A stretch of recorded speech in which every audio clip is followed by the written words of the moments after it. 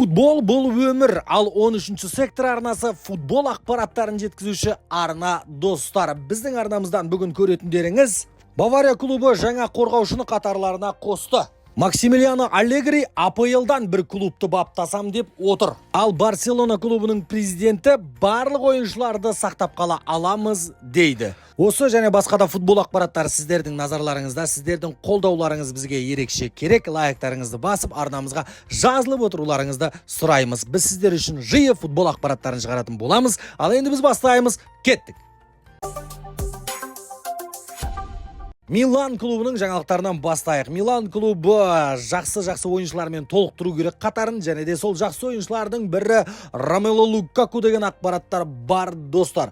Ромело Лукакуды Челси сататыны белгілі, 30 миллион евроға сатқысы келеді. Әзірге жалға бергісі келмейді, сатып құтылғысы келеді. Ал Рома болса жалға алғысы келеді. Ал Рома сатып алмайтын болса, оның құны тағы да түсіп кетеді. Бұны Фабрицио Романоның өзі айтып отыр. Ал енді не дегенмен де Ромело Лукаку өте жақсы ойыншылар бірі, осы сәтті пайдалана отырып Милан клубы сатып алғысы келетінін жеткізген. Ромело Лукаку өзі серия А-да Италияның лигасында өте тамаша деңгейде ойын көрсетеді. Осы лигаға үйреніп алған ойыншы, және де физикалық тұрғыда да мықты. Көп мүмкіндіктерді мүлт жібермейтін шабуылшылардың бірі. Сондықтан да Милан осы Лукакуды сатып алуы мүмкін дейді, және де келіссөздерді, ұсыныстарды бірінші жіберіп көруге дайын. Енді бұған Интердің жанкүйерлері қандай көзқараста болады белгісіз, бірақ енді Жиру кетті, орнына Лукаку келді. Өте тамаша, Жирудың орнын жауып тастайды деп ойлаймыз. Байердің ойыншысы Джонатан Таға талайлардың көзі түседі, бірақ та Бавария алады деген мақала шығарып қойсақ та болатын сияқты. Өзінің Бундеслигасындағы ойыншыларды әлбетте Бавария өздері жұлып алады, қарсыластарын әлсіретеді, өздерін күшейтеді. Бұл Баварияның тактикасы. Енді Джонатан Та өзі ашып ештеңені айтқан жоқ. Менің барлық қазір ойым, басым бәрі ұлттық құрамада, сол евроны өткізіп алайық, одан кейін әңгімелесеміз. Мен қазір шешіп ашып бәрін айтқым келмейді, әлі белгісіз деді ақпараттар.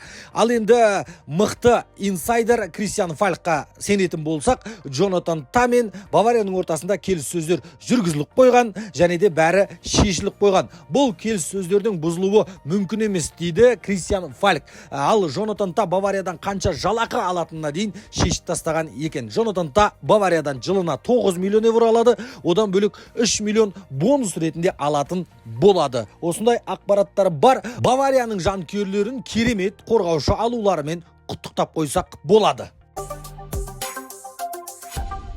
Максимилиано Аллегри жұмыстан қуылды, орнын босатты. Енді қазіргі таңда жаңа жұмыс қарастыру үстінде. Енді әртүрлі ұсыныстар бар дейді. Сауд Арабиясынан ұсыныстар келген, бірақ та онда барғысы келмейтін көрінеді. Дәл қазіргі сәтте Сауд Арабиясының деңгейінде емеспін, әлі топ 5 лигада жүрсем деген ойы бар екен. Одан бөлек Лацио ұсыныс тастаған. Лациодан да бас тартыпты, себебі Лационы ортан гол клуб санайды. Оны чемпиондар лигасына шығару үшін терлеп тепшігім келмейді. Кубок алатын клуб керек депті. Оның бірі Милан. Милан енді Фонсекамен келісіп қойды, бірақ та әлі қол қойған жоқ. Милан егерде Максимилиано Аллегримен келісіп қалатын болса, Италияның жалпы футболын жақсы біледі. Скудеттаны, кубокты Миланға алдыртуға болады Максимилиано Аллегримен. Бірақ та Фонсека дұрыс деп тапқан сияқты. Барлық ақпараттарға сүйенетін болсақ, Миланды Фонсека баптайды. Ал оған Максимилиано Аллегри өкінбейді, себебі АПЛ-да оған ұсыныстар келеді деп күтіп отыр. Оның бірі Манчестер Юнайтед. Екіншісі Тоттенхэм. Тоттенхэмнің ойыны қазір жақсы. Анже Постекоглудың ойыны, тактикасы Тоттенхэмға әдемі келетін тәрізді. Тоттенхэмнан қарағанда, Анже Постекоглудан қарағанда Эрик тен Хагтың кетіп қалуы өте жақын. Эрик тен Хагтың орындығы қазір сынайын деп тұрғаны белгілі. Енді Манчестер Юнайтедке келіп жатса қандай ойын көрсететіні белгісіз. Менің ойымша, жалпы Максимилиано Аллегридің ойыны АПЛ-ға тактикасы келмейтін тәрізді. Сіздердің ойларыңыз қалай? Жалпы Манчестер Юнайтедке осы Максимилиано Аллегридің келген дұрыс па, дұрыс емес па? Өз ойларыңызды жазып отырыңыздар, ал біз ары қарай жылжимыз.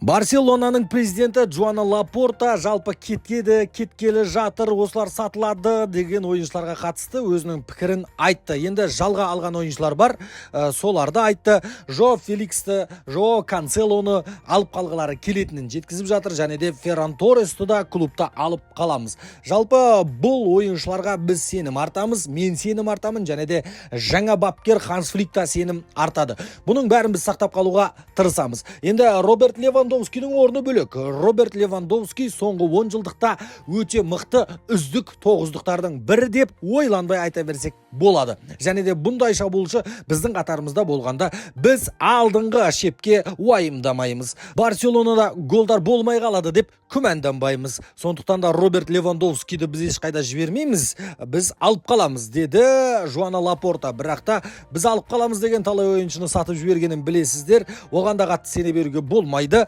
Роберт Левандовскийға дәл қазіргі таңда Сауд Арабиясы және де МЛС қызығушылық танытып жатқандарын естеріңізге сала кетейік. Ал енді Лапортаның айтқан әңгімелері ыңғайға келе ма, келмей ма, фейрплей, қаржылық жағдайы мүмкіндіктер бере ма, бермей ма, бұл ойыншының бәрін сақтап қалуға ол әлі белгісіз. Бірақ та соңғы пресс-конференцияда, интервьюында, сұхбатында айтқан әңгімесі осылай Жоан Лапортаның. Ал енді жалпы жаңа ойыншы қосып алуларын білмеймін, бар ойыншыларды сақтап қалуға тырысамыз, деді Жоан Лапорта. Бүгінге осы достар 13-ші сектор арнасына жазылып қоңыраушаны басып қойыңыздар. Енді біз сіздер үшін жиі футбол ақпараттарын шығарып тұратын боламыз.